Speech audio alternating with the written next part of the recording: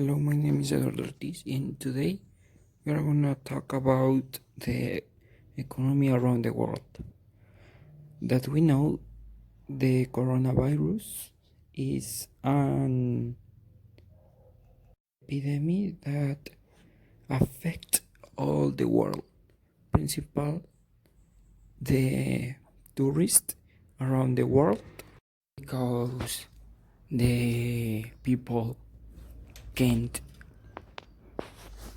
travel and the tourists, for example, in Mexico, the beach it was closed, but right now the beach is open and the tourism is minute 97%.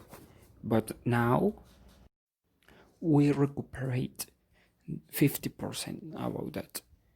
That significates that the economy of Oaxaca, for example, it's better, but we can't go to the beach. We can rest the little sellers, and that can contribute to recuperate the economy of the world.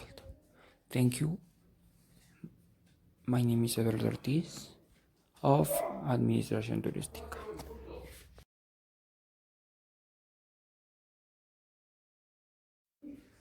Have you washed the car? Yes, I have washed the car yet. Have you take a shower?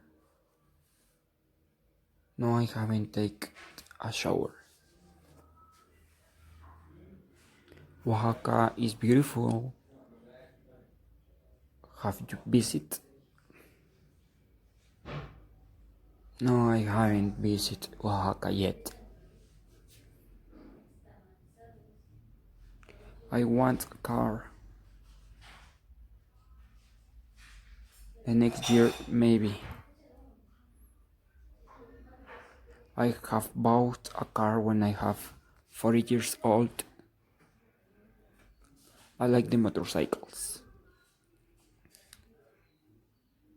But my mother haven't give me permits. I have only a bicycle.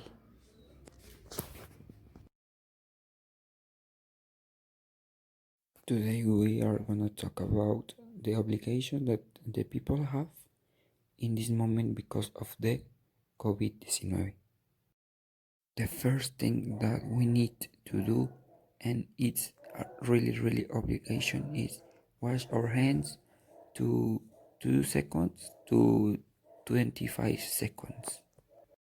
Another thing that we have to do is have a distance than 1.5 meters, and we already must have to use a cubrebocas, and maybe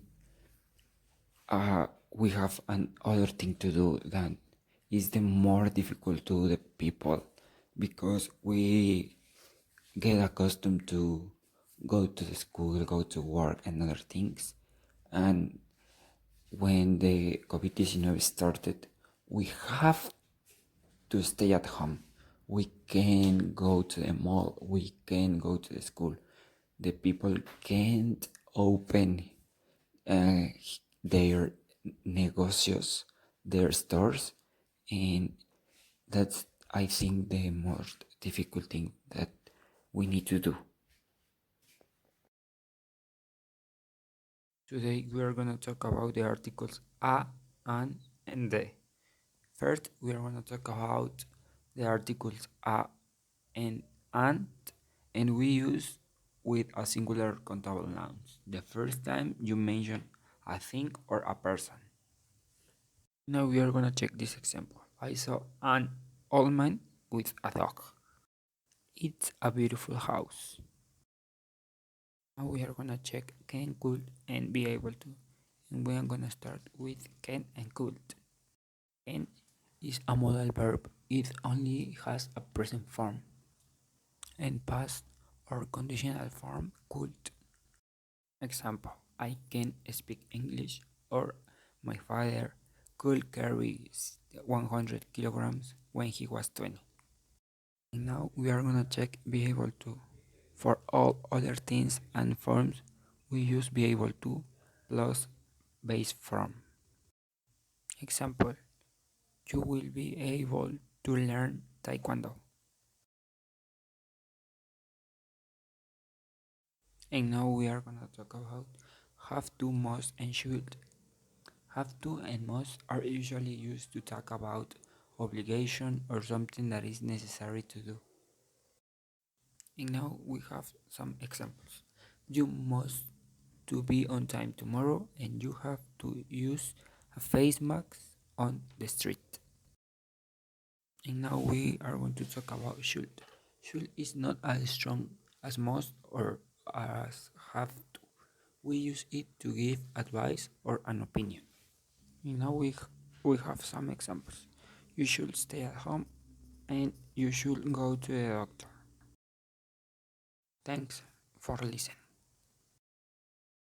Today we are gonna talk about the grammar to the simple present and present continuous. The first is the simple present, that is only the person and the verb, and the present continuous is the verb to be plus ing. And we are gonna check some examples to make it clear. First example is she plays soccer, and the second example is to make a question. Does she go to school? And now we are going to talk about future forms.